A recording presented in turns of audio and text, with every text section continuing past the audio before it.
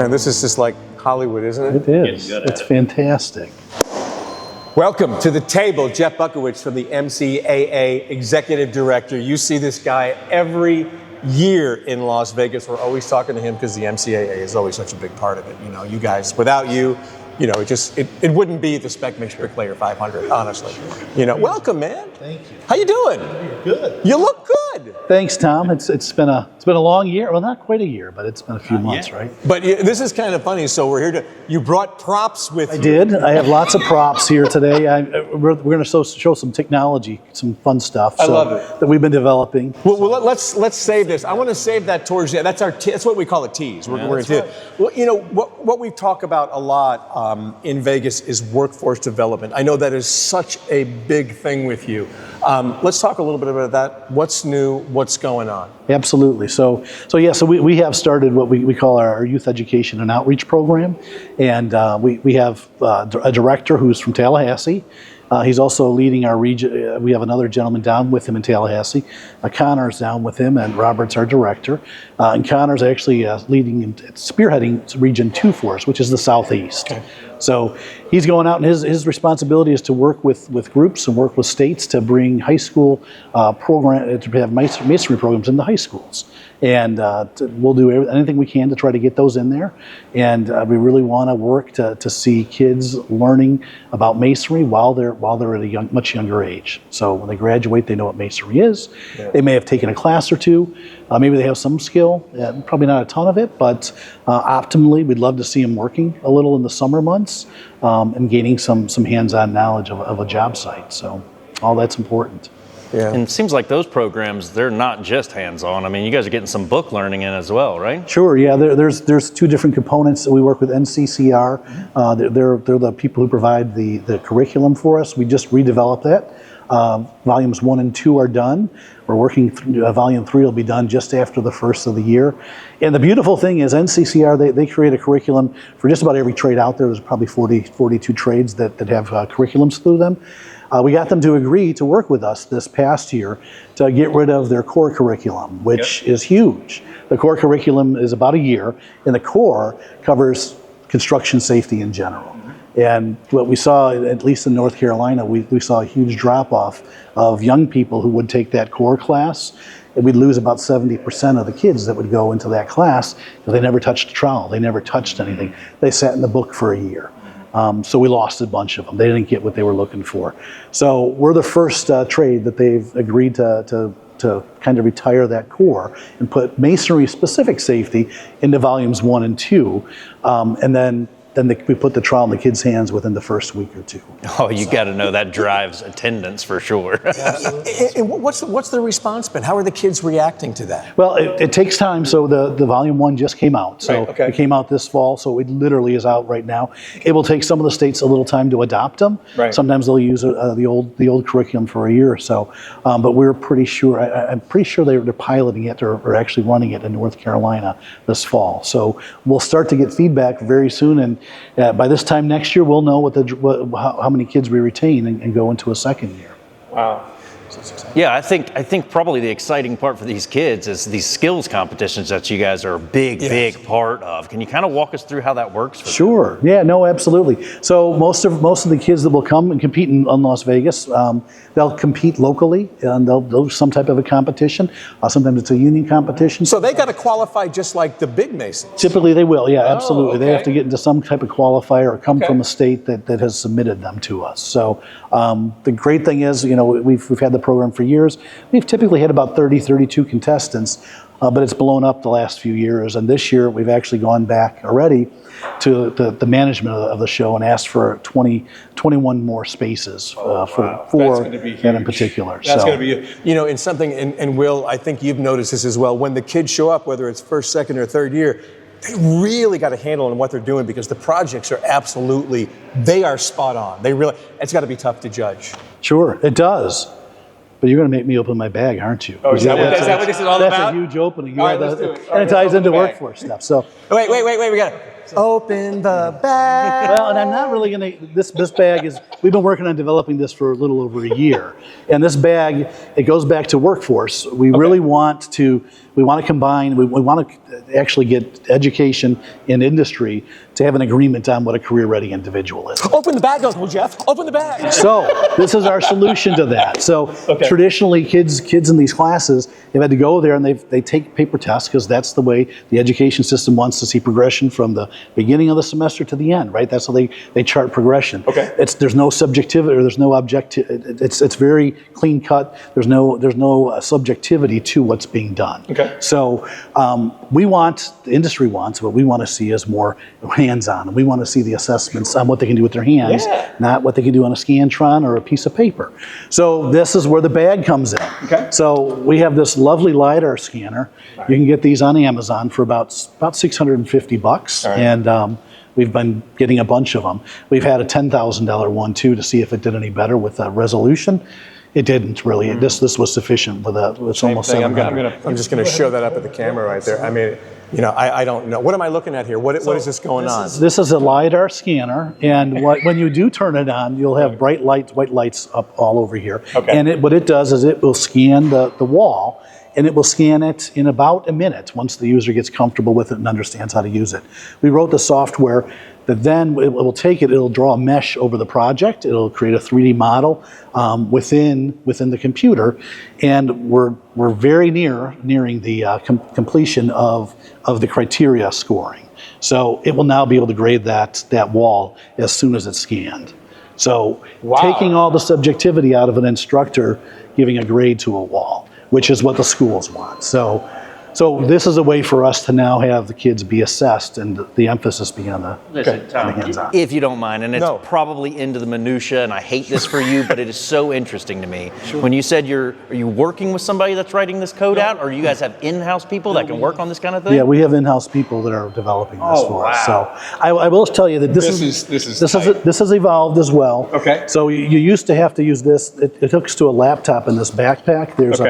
I won't show you all the. Come on, bring it out. These are my other we got a props huge for later, table right but here. these are for later. We'll talk about those later. All right, we're gonna bring but there is a laptop here. We won't show you a ton of it. We just want to show you that there's a laptop. Okay. Laptop opens, and in the past, what we've had to do is we've had to have two people, one scan it, one hold it to make sure they got the whole wall. Okay. Well, that really was Don't not need very that. practical. Yeah, hang on. Yeah, buy, sell. All right, no. Sorry, I stole that from Will. So we went out and we've got these glasses. And these are the coolest glasses. You can put these glasses on, you put your laptop back in the computer, Okay. and now the instructor puts this on their back, puts the glasses on, and that's kind of hard. The cords are all messed up. I'll hold it, good. Thank you, but you shouldn't have to do that. That's all right. You put the glasses on. The cords are all wrapped up in there, so we're... Look at And you. as you're scanning, you can see your laptop computers and your glasses now. So you can see if you're scanning it all correctly or not. Well, now Marvel has a new idea for their next movie. So they can actually scan the villains and they'll know what to do. This is just way impressive. Is this like AI? This is cutting edge AI? This is cutting edge AI. The software was all written internally. Our plan is, and in North Carolina, the Department of Education there has told us, if we can come up with a solution to that subjectivity assessing, that they'll work with us to try to test it and see if it works. So we'll be bringing that together. And then once the scoring's done, now you can see that we could possibly do this at competitions too. You could. You know what this reminds me of is what they've done in professional tennis, where there's no more line judges. Yeah. Everything is done with this right here. I will tell you though, we love our judges, so we don't want to take them away. No, we love we're going to bring them to dinner, and we'll take. They know we won't be working, but you know. The good news is for the competitions and the judges is the LiDAR really doesn't work outside. So the rays that project, it doesn't get picked up. Okay. We are working on a solution to that, some type of cover system. Okay. We do want to make it available for outdoor testing as well, but most classroom situations are inside or indoors. So we think it'll be able to work well with most school situations. But we will come up with a cover for it. That's next after we accomplish. I love the idea of, like you said, kind of taking some of that subjectivity out of it, almost giving it a numerical value, how well it's doing. That being said, like you mentioned, judges can see what the art behind it, the beauty behind it. And there's a little something to that. I mean, it really is in the eye of the beholder when you see some of these projects that they're doing out there. So, to be honest, what I was mentioning earlier is when you look at them, they all look so similar. They have done such a great job. So that's going to be such a great tool across the board. Yeah, no doubt. And you see those nice little walls here too. That we're moving our table and everything. I don't want to do that. Okay, No, we'll move that. Okay. those are little models, and this goes back to school as well. And what we've created there is, so we'll have this wall in this computer. When we scan a wall, it'll be in there forever, and we'll be able to take that wall. We'll be able to put it into a 3D printer, and it'll print out the exact replica of that wall. A kid could get their wall. So they can get their first wall they ever built, and then he get the last wall they ever built, so they can see how they progressed as a mason over the years. Or we can also create walls. We'll have a whole library of walls for instructors to go in. If they run out, sometimes it's hard to come up with a new wall. Right. We'll have all the instructors share their walls. They can pull a wall out of our library, say they want 20 of these projects, and they can teach the kids from these 3D walls as well beforehand. You've got, the kids are coming. You said you got 20 more slots. So how many kids are we looking at in Vegas this year? Because it was like 50 maybe last year? It was a little over 40. This year we're looking at trying to get a little over 60, as long as we can get the space. So that, plus we're also going to be adding the junior block layer competition. We've also asked for space for that, so that's exciting to bring the block site in with the kids. So there's going to be a lot of young people out there, a lot of new people in our industry showing what they can do. This is absolutely amazing. I mean, I remember, when I first started hosting this, seeing in the progression, and now you guys are just really leaps and bounds, just moving forward with the competition and the kids, and truly workforce development within the MCAA is really leading the way right now. Absolutely. We did just hire our second regional director too. He's based out of Indianapolis, so he's going to work what they call Region 3. So we want to work the high schools. We want to work programs into those high schools. We need our future workforce. We all know that our workforce is aging, and we need to replace them with new younger folks. So. What about legislative efforts? I know you guys are also involved in stuff like that as well. What is the MCAA doing? What's the latest? Sure. So actually, I'll be flying out tomorrow morning to DC. I'll be talking about this with an AI initiative at the White House. They're actually talking about AI in education. So that's one of our initiatives, but it's a smaller one. We also have FEMA, which is a big issue. There's a FEMA bill that's up right now. It's being reviewed. I think they marked it up earlier this week. Okay. So we've been pushing more for the resiliency side, and inside that FEMA bill, we'd like to see a few creative things done to help people choose and select materials, and to reward them for choosing materials that will survive disasters. Can you share some of that with us? Sure. So just to give you an analogy, or if it's a wind-prone area, we'd love to work with the insurance industry to come up with a rating for materials that they could use in that particular city. Okay.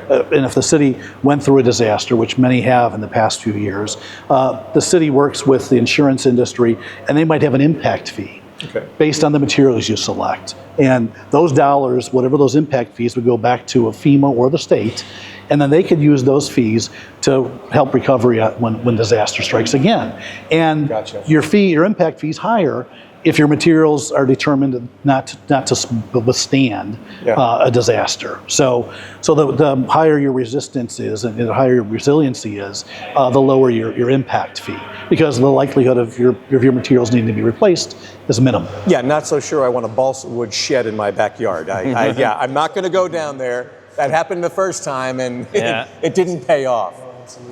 So that's the FEMA rewrite bill. That's the first one. Another bill we're very excited about is the Dignity Act. That just got reintroduced probably about a month ago. Okay. And the Dignity Act, we're hoping will be the solution for the immigration issue that's out there right now.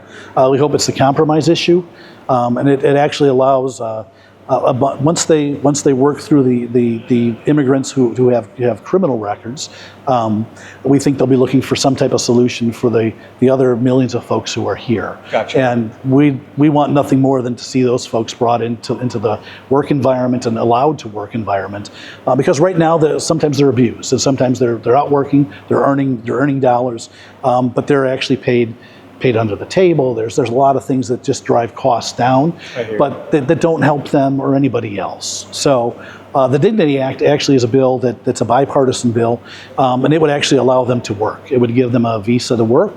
It would basically give them a green card, which would be indefinite. And they would have to pay a fee and restitution for coming illegally, but they would be allowed to work here indefinitely and have their family stay as well. You guys are just got your fingers in a whole bunch of pies over there, and it sounds great. Oh my gosh, man. Yeah. So busy, you might have to have a meeting there, Jeff, just so you... Yeah, it's probably a pretty good time, and at the risk of sounding cheesy, all these things that you guys are doing, it's like the perfect time to kind of give everyone a pitch. Why get involved with you guys? I mean, again, with all the things you guys are giving back to the industry, maybe this is a good time to do that. Sure, no, absolutely. I mean, we're here for the industry. We're here to help promote it. We're here to help with our workforce. You name it, we're here as a resource. The other exciting thing that we're working on right now, we're going to actually roll out in Michigan next week at our mid-year meeting. We're really looking to harness the knowledge that our industry has had. We have a generational change going on. I think a lot of industries do. So we actually have lined up something similar to what we're doing now. Not quite a podcast, but we're actually working to have some of our more senior members who have owned companies, who have retired, where we have them set up right now to go over the 41 different components of a masonry life cycle, a job life cycle. And we're asking them to talk about the different components. They'll each get about 10 to talk about. So for an hour and a half, we want to hear from them. We want to hear what their experiences were. We want to hear the good, we want to hear the bad, we want to hear their bad experiences, because we want their knowledge to be shared and to be kept. Knowledge is power, like they say, and the things that they could share are going to be immeasurable. Absolutely. So those recordings will then be digitized through AI, of course, and they'll be all put into a website where we'll be able to house all that knowledge. And young people coming into the industry, when they have questions, they'll be able to quickly type it in, and they'll be able to get an answer back. And they'll have different mentors from the ages that they can give them advice on how they handle different situations. So we're very excited about that, because we do. What a phenomenal resource! I mean, for anyone to be able to use. Wait a minute, have you guys got Ken Burns doing that? Yeah. That sounds like a Ken Burns documentary where it's just going to be all these beautiful things. Yeah, we want the ugly stuff too, because that's going to be important. I think it's more real. Exactly, and that's where you learn your lessons, right? Is from the stuff that hurts. What was it that Yoda always says? Failure, the best teacher is. And that's how we progress. That's how we do it right the next time. And if we can learn from those who failed before us, we're going to be that much further along. So we're really hoping that the generational issues we've had to deal with, the future generations won't have to. That they'll be able to have bigger, tougher issues to accomplish. Well, we appreciate you leaving this with us. I almost got it, Will. I almost got the bag. By golly. No, this is awesome. It's great to have you here. Thanks for being a part of this. And looking forward to see you in Vegas. Good to see you. As always, your crew is always amazing. They are spot on, with the kids, with everybody, with the block competition. I'm looking forward to the junior block laying competition. This is exciting. So I believe we're going to be doing that in North Carolina, if I'm not mistaken. We are. I'll be there as well. So we'll see you out there in North Carolina. So that's good. We're going to have to do a little pickup on that, and maybe we all do a little part two. Yeah, there you go. Yeah, I love it. We'll catch you up to speed on where we're at. This is cool. That's awesome. Jeff, thank you so much. This is great. As always. MCAA. Hey, if you got any questions, MCAA.org, right? MasonContractors.org. You got it. Mason Contractors Association. This is good. Hang on. I got to go. Yeah. Now give me a large deep dish. Right. What do you want on yours? Anchovies. Sausage and anchovies. So we're okay. Get out of here. We're good.